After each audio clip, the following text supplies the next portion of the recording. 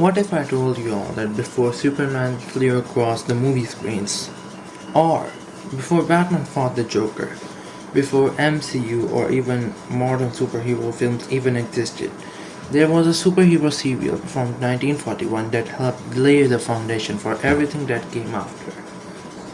Welcome to the DC Ultimate Marathon. It's like a project where I'll be watching and reviewing every single DC live action animated movie and TV series ever released. From the first serials of 1940s all the way to the newest DC projects. And today we are exactly starting where it all began, the adventures of Captain Marvel.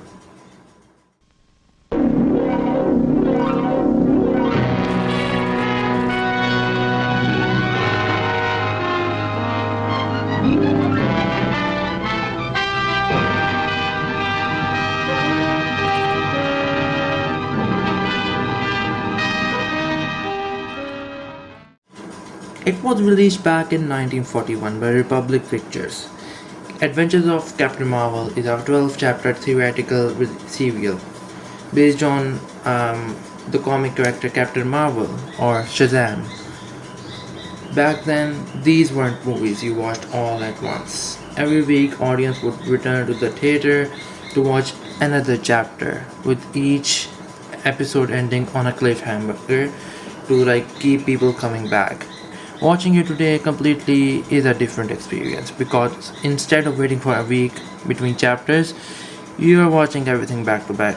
It's something like modern day TV shows, but instead of TV shows, it was released in theaters back in the day, and that's something I'll be come back later in the review. The story is actually pretty straightforward. Billy Baston is an archaeologist who discovers an ancient temple where Billy is chosen by the wizard Shazam and gains power to transform into the Captain Marvel. At the same time, a mysterious villain known as the Scorpion is searching for the legendary lance of Scorpion, which is an ancient weapon with an incredible power. Pretty simple, I know, right? Captain Marvel must stop him before he succeeds while also uncovering the mystery who the Scorpion really is. It's a very simple story by today's standard. It doesn't have that much twist, not much mystery, and not much drama. But it's just what it is. There's just some mystery, there is action, there is adventure, and plenty of superhero moments in it. Now let's talk about the strengths in this serial. So the thing that surprised me the most was definitely the special effects. Seriously, the movie came out back in 1941 and there was no CGI, no screens, no motion captures, yet somehow they managed to create flying sequences that looked really good for the technology they had.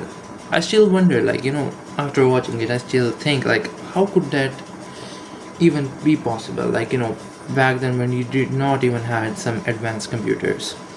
Obviously, nobody is going to mistake them for the modern visuals because there is literally a big, steep difference. But when you remember this film is over almost 90 years old, it's really impressive what they made back then. The transformation scenes were also well done, and it helped Shazam actually feel like a superhuman. Another thing which I enjoyed definitely from the movie was the cast. The performance were really better. I thought there were gonna be some cringy moments, which there definitely were, especially the fight scenes where, they were good. But it was just you could just spot that they were acting so badly there. But I mean it as a compliment. And characters were easy to follow. Nobody was trying to reinvent the superhero storytelling here, what they do nowadays.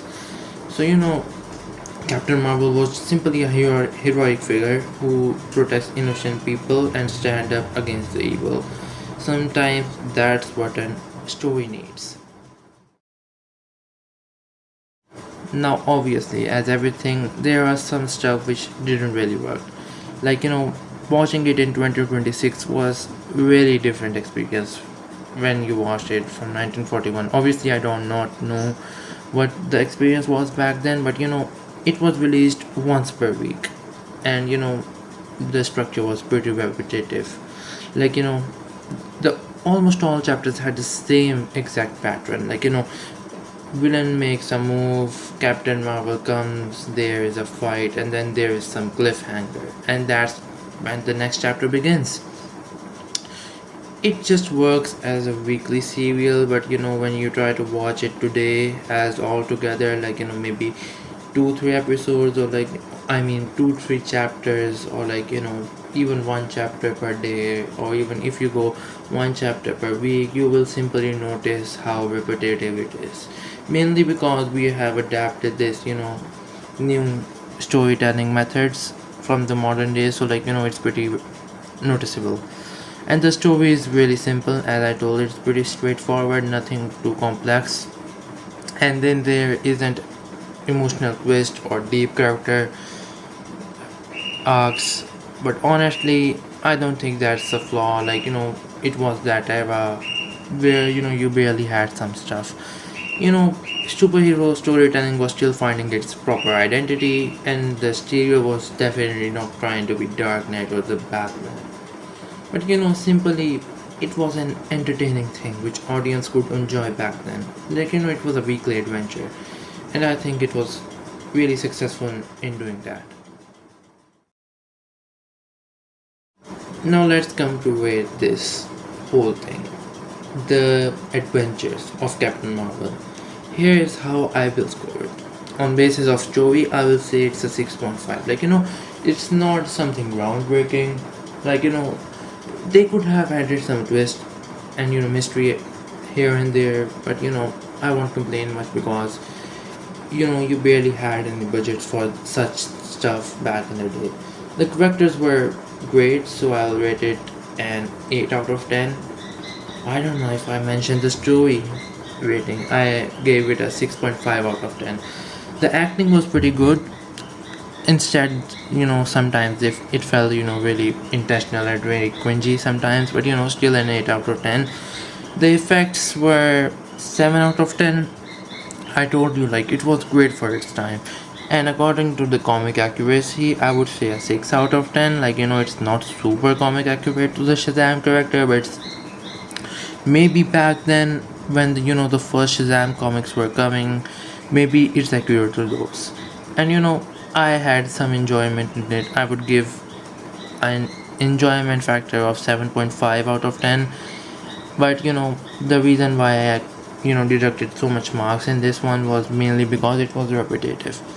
Overall, it's a 7.2 out of 10, means it will be on my good list in the tier maker. So yeah, it's a good film that shows its age a lot, but remains to be an important and enjoyable part of the DC history. Now my final thoughts. Overall, I had a good time watching this serial.